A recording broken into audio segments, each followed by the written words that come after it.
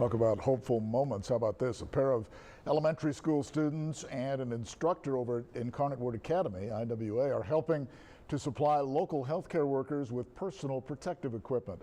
IWA third grader John Mantle and fifth grader Kason Little have been 3D printing the PPE face shields at their homes, while teacher Robert Bookstrom is making prints on campus. And together they printed about 100 or so shields per week, and they've been distributing those shields to local hospitals, clinics, and to other first responders.